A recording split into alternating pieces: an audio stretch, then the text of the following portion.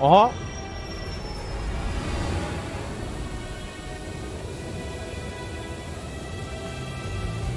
Direkt Türkçe altyazısı var lan.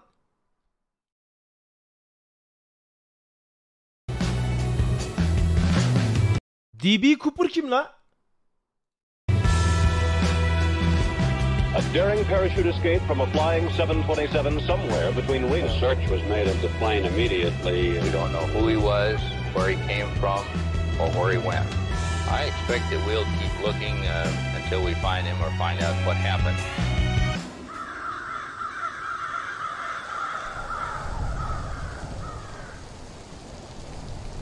Bu Prison Break. Prison Break'te mi vardı?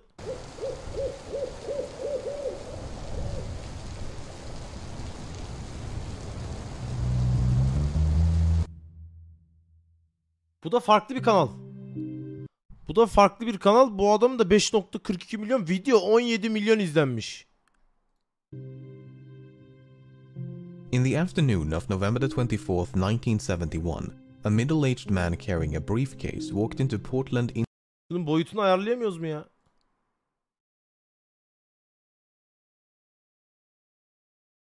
International Airport and purchased a one-way ticket to Seattle, Washington. The man identified himself as Dan Cooper and along with 36 other passengers. Bu adam kim? DB Cooper kim arkadaşlar? Bir önce bir ön bilgi alalım, yine öyle izleyelim. DB Cooper kim? Bir dünya parayla kaçan ama yakalanmayan adam. Yakın tarihte bunun çaldığı paralardan bir kısmına ulaşılmış. Hırsız.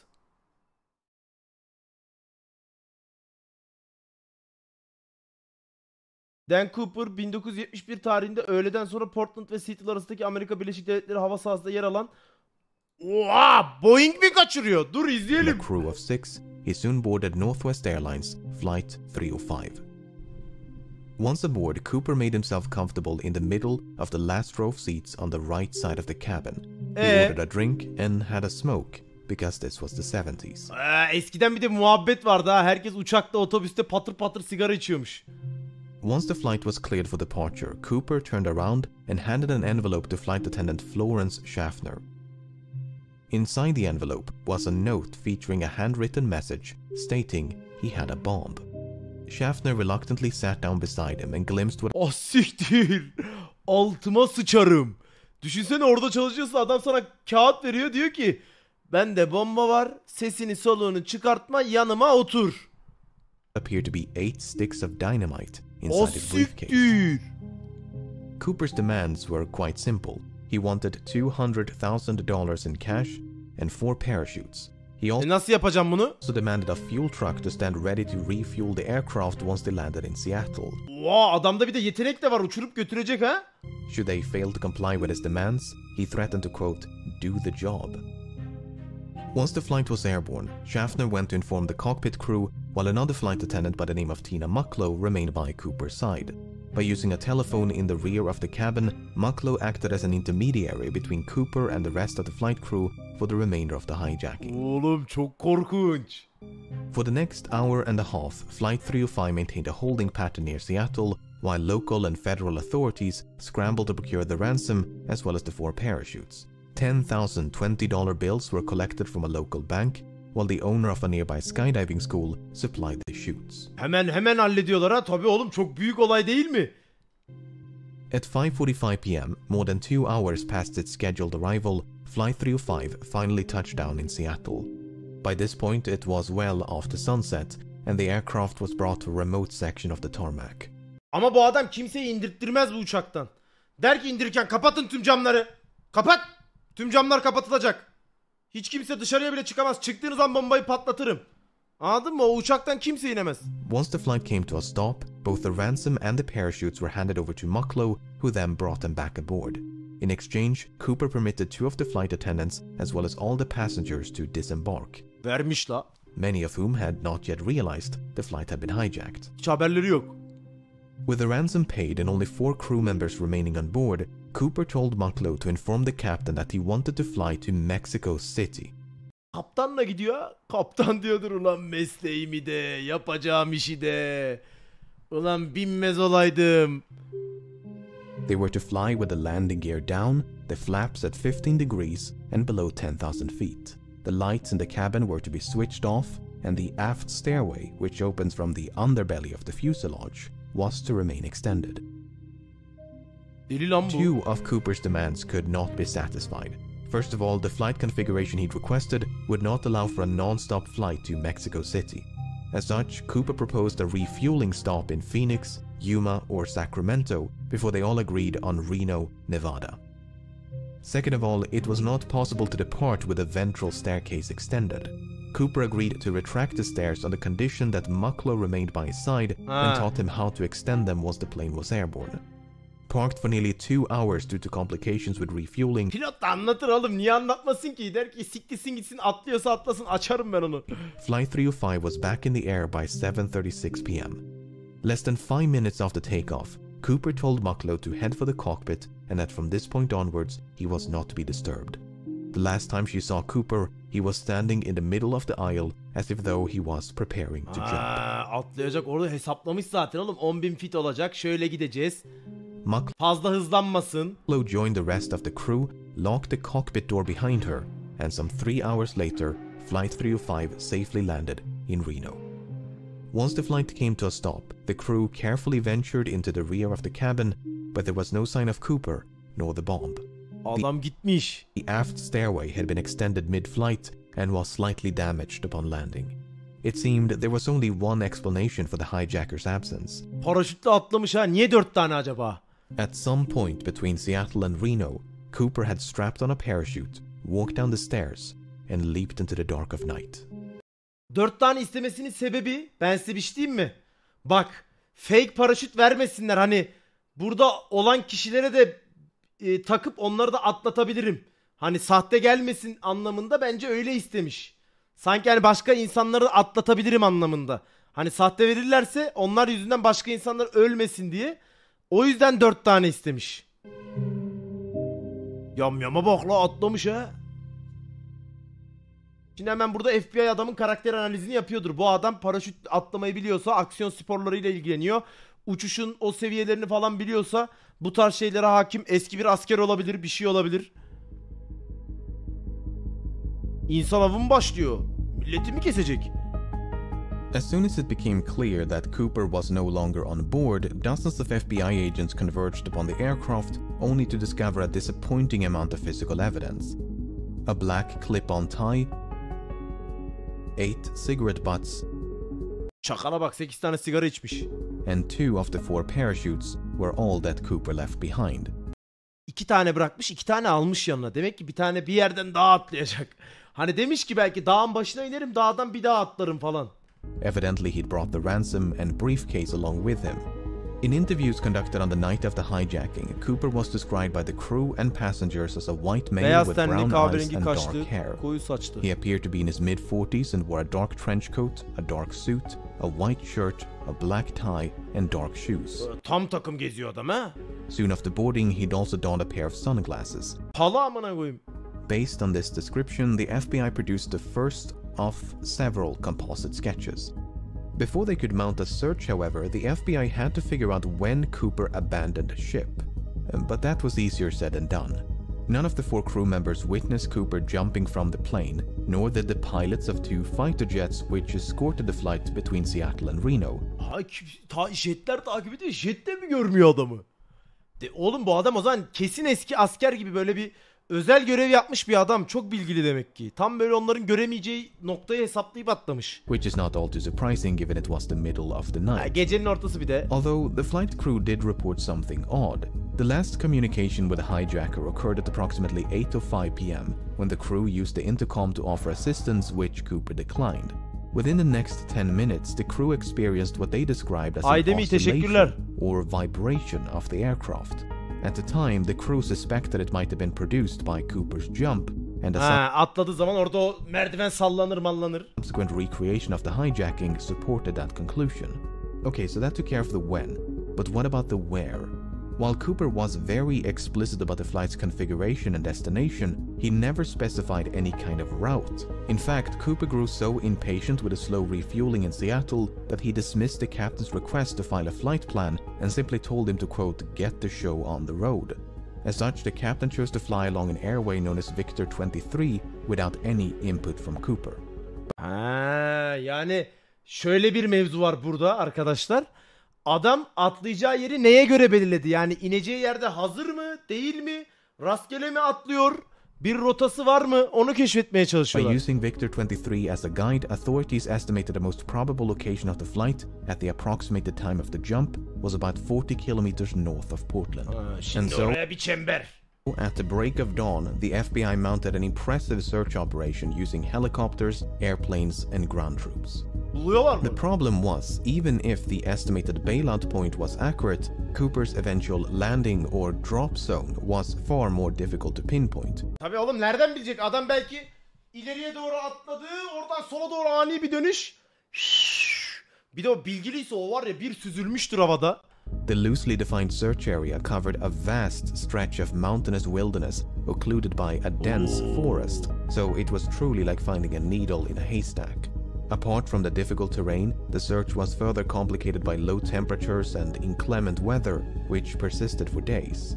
Adam çok iyi hesaplamış bunları. Bir de ben size bir şey diyeyim mi? Belki ikinci paraşütü de yoldayken açıp bir yere bırakmış olabilir. Hani sanki oraya inmiş gibi.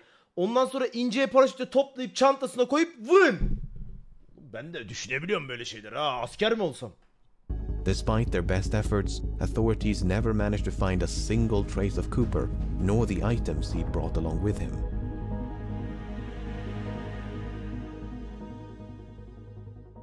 Adama bak uzadı. Kimleri öldürecek şimdi? Ha kimseyi öldürmüyor da. Verdikleri paraları tabi banknotları kayıtlı. Made little to no progress by early December, the FBI turned their attention to the $200,000 ransom. The money had been collected from the Seattle First National Bank, which maintained a ransom package of $250,000 just for such an occasion. Because of this, the serial numbers of the $10,020 banknotes given to Cooper had been documented in advance. Tamam şimdi burada o zaman adam resmi yerlerde hiçbir şekilde bu parayı harcayamaz. Direkt dakikasında çökerler bu adama. A complete list of which were quickly made available to financial institutions, government agencies, and the general public. The intention was to make it as difficult as possible for Cooper to spend his money. Northwest Airlines and several newspapers even began to offer rewards to anyone who could find a note with a matching serial number. In spite of these efforts, no one ever did. That is until nearly a decade later. 10 yıl kaçmış ya adam. In early 1980, a young boy named Brian Ingram was building a campfire on a small beach in southern Washington. As he was digging into the sand, Ingram discovered 3 bundles of cash totaling $5,880. Having heard about the infamous skyjacking, Ingram's parents brought the severely degraded bundles to the FBI.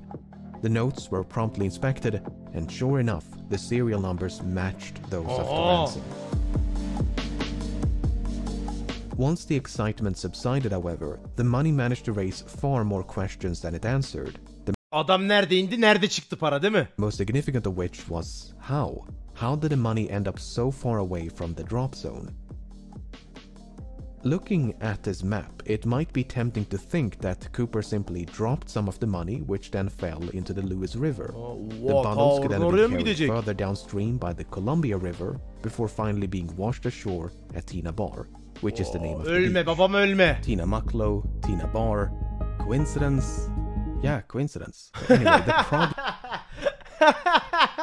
Ulan ben dedim ne alaka, ortaklar mıymış? Tina Bar. Coincidence? Yeah, coincidence. Ulan kafada kurduydum tam. Anyway, the problem with this idea is that the Columbia River flows in the opposite direction. This has led some, including members of the FBI, to re-evaluate the initial drop zone assessment. For instance, if the drop zone was much further southeast, close to a river called the Washougal River, it is conceivable, albeit improbable, that the money floated all the way down to Tina Bar. Kendi de gömmüş olabilir bu arada yani. Alternatively, the bundles may have simply landed on the beach if the flight path was further to the west. Even so, natural explanations struggle to explain how 1974. And according to one analysis, the money was discovered above this layer of sediment. If true, that would mean the money came to rest at Tina Bar sometime after 1974. But a re-examination of that analysis found that what was believed to be a layer of deposited sediment might actually have been a perfectly natural layer of clay. Not only that, but the sediment was clearly dumped some distance away from where the money was discovered. Furthermore, when Ingram discovered the bundles, the rubber bands which held them together were still intact. This is significant because experiments conducted in 2009 revealed that this brand of rubber bands could not withstand exposure to open air or water for more than a year. Hadi bakalım. Ortalık karıştı. So, unless the bundles were somehow protected from the elements, they must have become buried at Tina Bar within a year of the hijacking. The most probable explanation, therefore... O böyle şeyler de çok eğlenceli değil mi yani? FBI ajanı mesela orada diyor ki ya bu lastikler en son şu dönemde üretildi. Bunlar abi sudan geldiyse yıpranma şeyini hesaplayalım arkadaşlar. Onları yapalım, bunları yapalım. Çok güzel aslında meslek ya. Seems to be that Cooper or someone else deliberately buried the money. Did Cooper survive and bury the money himself? Did someone else bury the money after stumbling upon Cooper's Bilemeyiz remains? orasını artık. If there is an explanation which does not require human intervention, it's managed to elude investigators for decades. Suffice it to say, this is a mystery within a mystery. Since Ingram's discovery in 1980, both Tina Bar and the grounds around the Washougal River have been subjected to numerous searches, but to date, there's been no sign of Cooper nor the rest of the money. Tamam baba bu adam kaçmış, ben size söyleyeyim mi? Kaçmış. Kaçtıktan sonra da yalandan ne olur ne olmaz hani yarın bir gün bana bir şey olursa diye oraya bir safe para koymuş. Hani bir şey olursa yarın bir gün gider alırım demiş.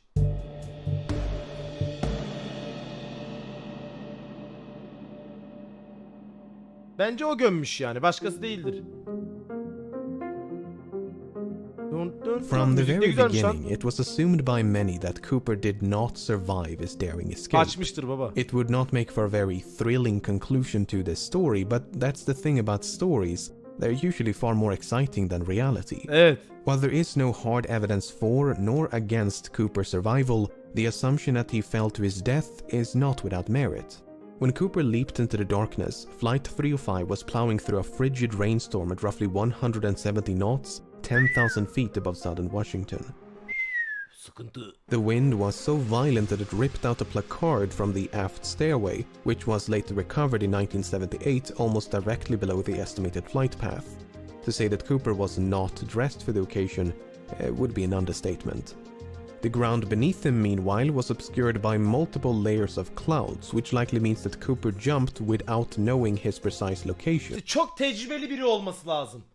Aşırı tecrübeli biri olması lazım. Even if he could see the ground and had a specific drop zone in mind, the parachute he selected was non-steerable, meaning he would not have been able to steer his descent towards a specific landing spot, thus precluding any potential coordination with an accomplice stationed on the ground. While Cooper expressed some familiarity with parachutes, his actual competence level is up for debate. It's widely believed that Cooper demanded 2 pairs of parachutes, 2 primary and 2 reserve, to make the authorities believe that he intended to take a hostage. That is precisely what happened, as the FBI contemplated but eventually decided against sabotaging the chutes, as they did not want to risk the life of an innocent civilian. But in their haste to obtain them, they unintentionally provided Cooper with a non-functional dummy chute intended for training purposes. This mishap seems to have gone unnoticed by Cooper because that dummy chute was one of the 2 missing from the plane. %50. Not only that, but Cooper chose the older and technically inferior parachute out of the 2 primary chutes provided. So in both cases, it seems like Cooper made the worst possible choice. But there are other ways to interpret this information. Belki de gizli bir paraşütü vardı. For instance, it's possible that Cooper used the dummy chute not as a reserve, but as a means to secure the bag of money. In fact, that is precisely what Cooper tried to do with the functional reserve chute. First, he tried to place the money in the chute's canopy before removing some of the suspension lines and wrap them around the bag. Perhaps he used the dummy chute for a similar purpose. And Cooper's decision to use the older primary chute is not necessarily an indication of inexperience. Belki de o paraşüte hakimdir adam işte. It could also be a sign of familiarity because the chute he left behind was a civilian luxury chute. Askeri değil mi bu? while the one he used was a military chute. The argument is Baba bu adama hiçbir bok olmamıştır. Siz beni dinleyin. that Cooper might have been trained as, say, a paratrooper and chose the older military chute because that's the one with which he was most familiar. And there is at least one other reason to suspect that Cooper had a military Adamın ama kimliğine daha hakim değiller mi? background. While the flight was in a holding pattern near Seattle, Cooper mentioned that the McCord Air Force Base was only 20 minutes away from the Seattle-Tacoma airport. At the time, that was an accurate assessment and might suggest a military background. Apart from the potential military connections, Cooper may even have had links to the Central Intelligence Agency. Pala diyorum oğlum size, pala. You see, the type of aircraft which Cooper chose to hijack, a Boeing 727, was also used by the CIA to covertly drop agents and supplies during the Vietnam War. Oh. A task for which the Boeing 727 was uniquely qualified due to its distinctive aft stairway. So, Bak. Bu adam bunu yapmış oğlum önceden o zaman işte. Eski asker. it's fairly safe to assume that Cooper chose to hijack a Boeing 727 specifically because it provided a relatively safe means of escape. Whether he learned of this from the CIA or came to that conclusion independently is another question. However, the fact that Cooper chose to hijack a flight operated by Northwest Airlines was apparently random chance. When Tina Mucklow asked Cooper about his motives, he responded, "It's not because I have a grudge towards your airline, it's just because I have a grudge." He further clarified that Flight 305 just happened to be in the right place at the right time. Tamam, bu adamın bir amacı var yani. Even so, it's clear that Cooper came prepared. He seemed to know a great deal about aircraft and aviation. He appeared to be familiar with the local terrain. He maintained a low profile to avoid a panic. He covered his eyes with a pair of glasses to conceal his identity. He left very little evidence behind, and he demanded 4 parachutes to force the assumption that he was taking a hostage. Tam bir profesyonel işi. He was even cunning enough to reclaim the note which he'd initially given to Florence Schaffner. Tabii orada yazı kimliğinden. Apart from the name he wrote on his plane ticket, there are no other samples of Cooper's handwriting. But for all his planning and cunning, it seems Cooper did not give enough thought to his eventual escape. Not only did he fail to specify a route, but he was forced to make a last-minute destination change from Mexico City to Reno. Bilemeyiz. Belki de yalandan öyle yaptı. Anladın mı? Kafa karışıklığı için. Hani acemi gözükmek için. He could have demanded more appropriate parachuting equipment like a pair of boots, a helmet, or jumpsuit. He could even have specified the ransom to be delivered in larger denominations to make it lighter and less cumbersome to carry. Presuming he did Keşke ben de anlayabilsem. Niye anlayamıyorsun ya? survive the fall and made it safely to the ground, he may then have had to make his way through a dense, partially snow-covered forest in nothing but loafers and a trench coat in late November. I get the distinct impression that Cooper's escape was much more of a leap of faith than a carefully executed jump. On the other hand, authorities never received a missing persons report matching the description of Cooper in the wake of the hijacking. This Belki de kimi kimsesi yok. İngilizcem yok abi. Kardeşim Türkçen yok mu? Altyazı var ya. might suggest that Cooper did survive and that he swiftly and quietly resumed his normal routine. Furthermore, other hijackers have performed similar stunts, and many of them did survive even if they were quickly apprehended. Finally, the simplest explanation for how 3 bundles of cash ended up at Tina Bar is human intervention. At the end of the day, most of this is based on nothing but supposition, without any concrete Yani bu adam ölmüş olsa, şimdi şöyle düşüneceğim. Bu adam ölmüş olsa o paraya biri çöker, harcar ve yakalanır. O da olmuyor bak. evidence of Cooper's demise. It leaves the door wide open to the far more exciting proposition that he did, in fact, survive.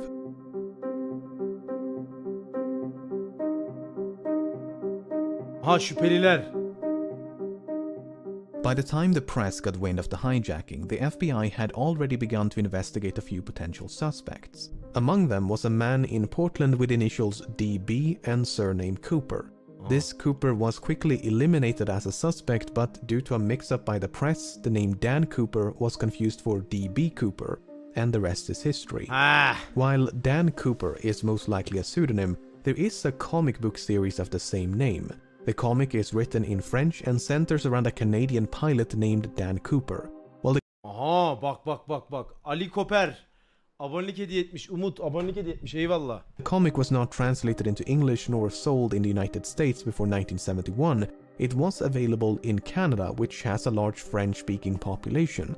Given that American and Canadian accents can be difficult to distinguish, it's possible that Cooper, who was described as having no discernible accent, was a bilingual Canadian. This might even be supported by something that Cooper might have said. You see, when the captain relayed Cooper's demands to air traffic control, he used the phrase negotiable American currency. It seems doubtful that an American citizen would specify American currency, so perhaps Cooper was not American. The problem is, we don't know if this is a direct quote from Cooper or paraphrasing by the captain. O detayı kaptan da hatırlayamaz ki. For instance, notes taken by the crew during the hijacking merely contain the phrase negotiable currency, while testimonies provided by the crew after the hijacking include phrases like $200,000 in cash and circulated US currency. So Cooper might have been Canadian, and he might have taken his name from the Dan Cooper comics, just as he might have been American and might have taken his name from something or someone else. Nearly half a century has gone by since the hijacking took place, and in that time thousands of suspects have been questioned and investigated. It would obviously be impossible to cover all of them here, but let's take a look at some of the people that at some point or another have been suspected of being D.B. Cooper.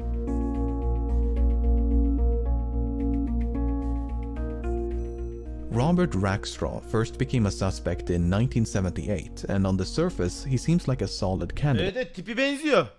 He was a decorated army paratrooper and helicopter pilot. He had experience with explosives. He had an extensive criminal record. He had an uncle named John Cooper who was an avid skydiver. Bak. He was expelled from the army only months before the hijacking, which might suggest a motive. After all, the hijacker did say he had Bir sıkıntım var demişti adam. a grudge. When confronted by journalists and private investigators, Rackstraw would neither confirm nor outright deny that he was D.B. Cooper. Instead, he'd say things like, "I could have been," or "I would not discount myself." On the other hand, Rackstraw had light-colored eyes, which Cooper did not. More significantly, Rackstraw was only 28 years of age at the time of the hijacking. Ve orada 40 yaş üstü diyorlardı değil mi? This is well outside the range of ages reported by the crew and passengers, most of whom believed Cooper was in his mid-40s. Ya Lens'te yaşı tutmuyor ki. Kenneth Christensen first became a suspect in 2003 when his brother noticed certain parallels between him and Cooper. Christensen had briefly served as a paratrooper in World War II, and since 1953 he'd worked for Northwest Airlines as both a mechanic and a flight attendant. He was 45 years old at the time of the hijacking. He was left-handed, which Cooper might have been. For instance, Cooper used his left hand to interact with his briefcase, and the clip-on tie he left on board was affixed with a tie clasp applied from the left. Shortly before he died in 1994, Christensen had supposedly told his brother, "There is something you should know, but I cannot tell you." After his passing, his family discovered over $200,000 in his bank accounts. Ama $5.000? $5.000? To top it all off, Florence Schaffner stated that photographs of Christensen bore a strong resemblance to Cooper. On the other hand, Christensen did not match the physical description of Cooper. He was both shorter and lighter. While Schaffner did see a strong resemblance, she remarked that Cooper had more hair, and that is supported by the composite sketches. Kim acaba adam? Çok merak ettim lan. And there was nothing suspicious about the large sums of money which he'd simply earned by selling land. Tamam, şüpheli değil bir adamdı o zaman. Richard McCoy first became a suspect in 1970. Bu adam değildir ya. Bu adam sanki direkt yakalanacak bir tip çizdi bende. When he hijacked a Boeing 727 and escaped via the Ama çok da benziyor. Kepçe kulaktan yakalarlardı ama ya. Kepçe kulak derlerdi yani. aft stairway, much like D.B. Cooper. Because of the significant overlap between the two hijackings, some believe they must have been committed by the same person. McCoy used a fake name, he used a fake hand grenade to threaten the crew, he used handwritten notes to issue his demands. Özenmiştir belki. Both McCoy and Cooper used the phrase "no funny stuff" as a warning to the crew. McCoy demanded $500,000 in cash and 4 parachutes. Özenmiş gibi. McCoy also bailed out the back of the plane once they passed over his hometown in the state of Utah. Apart from the similar modus operandi, McCoy had also served in the Vietnam War as a demolitions expert and a helicopter pilot. McCoy did actually survive the fall and managed to evade authorities for 2 full days before he was apprehended and sentenced to 45 years in prison. 2 günde kaçabilmiş ha. Before his death in 1974, McCoy refused to confirm or deny that he was D.B. Cooper. On the other hand, McCoy was an avid recreational skydiver and even came prepared with a skydiving helmet and jumpsuit. He gave very specific instructions about the flight path. In addition to the fake hand grenade, McCoy also used an unloaded handgun to threaten the crew. He failed to retrieve one of the notes he'd given to a flight attendant. Tamam bu değil. He was only 29 years of age at the time of the hijacking, and all 3 flight attendants were quite certain that McCoy was not Cooper. While there are meaningful parallels between these 2 cases, McCoy might simply have been a copycat who'd read about D.B. Bence Cooper de bu adam taklitçi. in the news. Dwayne Webber first became a suspect in 1995 when, shortly before his death, he supposedly told his wife, "I've got a secret to tell you. I am Dan Cooper." Bu da yalan gibi. Following his deathbed confession, Webber's widow recalled a number of fascinating details. She claims to have found a bank bag resembling the one used in the hijacking. Hayda. She claims Webber had sustained a knee injury after jumping out of a plane. Webber supposedly had a nightmare about leaving his fingerprints on the aft stairs. And a year before the money was discovered at Tina Bar, Webber had allegedly paid a quick visit to the same location. Hayda. In addition, Webber was a World War II veteran, he had an extensive criminal record, he'd matched the physical description, and he was 47 years old in 1971. Bak bu adam olabilirmiş. On the other hand, Webber's fingerprints did not match any of the prints collected from Flight 305. Although, to be fair, there's no way to know if any of those prints actually belong to Cooper. Belki hiçbir yere parmak izi bırakmadı adam. Furthermore, Webber's DNA did not match a DNA sample collected from the tie clasp. But once again, there's no way to know if the DNA on the tie clasp actually came from the hijacker and not someone O da else. bilinemez. What's so frustrating is that the FBI likely had a much better source of DNA at one point. If you recall, 8 cigarette butts were collected from the scene, and there's a good chance they were all suffused with Cooper's DNA. The problem is, that evidence was lost at some point, and has not turned up since. Hayda, derin devlet mevzuları var burada oğlum.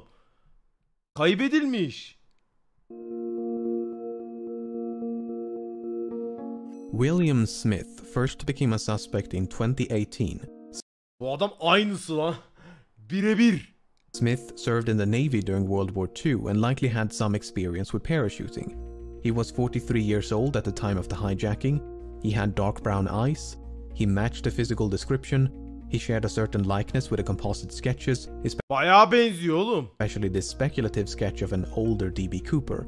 A student named Ira Daniel Cooper, who was killed in World War II, attended the same high school as Smith. Smith worked as a yardmaster for a railroad company for most of his life, but in 1970 the company filed for bankruptcy. As a consequence, Smith lost his pension, which might suggest a motive. He could, for instance, have developed a grudge towards the airline industry for their role in bringing about the downfall of the rail transportation industry. It's further speculated that Smith could have used his knowledge of railroad networks to hop on a train and escape undetected. Bak. On the other hand, Smith spent his entire life in the northeastern United States, given that the hijacking occurred on the other side of the country and was committed by someone who at least appeared to be familiar with the Burada mırtlamış mırt. local terrain. Smith is not the most ideal candidate. However, the fact that Smith worked as a yardmaster is interesting. You see, the tie that Cooper left behind was recently examined using an electron microscope, which uncovered various metallic particles. Some of these particles, especially pure titanium, were quite rare in 1971. This might suggest that Cooper worked as a manager at some sort of chemical or metallurgical facility, or possibly a rail yard. Ya her şeyi bir varsayım, hiçbir şekilde bulamamışlar yani. If nothing else, I hope this limited selection of suspects illustrates just how difficult it is to be certain when you have so little evidence to work with. These 5 individuals look nothing alike, yet any one of them could be D.B. Cooper. Hepsinin ama bir harbiden hepsi DB Cooper'a benziyor ama birbirine de benzemiyor ha. Bir tek şu ikisi biraz birbirine benziyor. Was Cooper really in his mid-40s, or did he simply look old for his age? Did Cooper really serve in the military? Which one of these sketches most closely resemble Cooper? In 2016, the FBI had to admit defeat and officially close down the case. Unless someone stumbles upon Cooper's remains or manages to track down the rest of the money, it seems there is little hope of resolution. Did Cooper survive? I have no idea. Bence But as kesin long as kurtuldu. that possibility cannot be dismissed, the legend of D.B. Cooper will no doubt persist.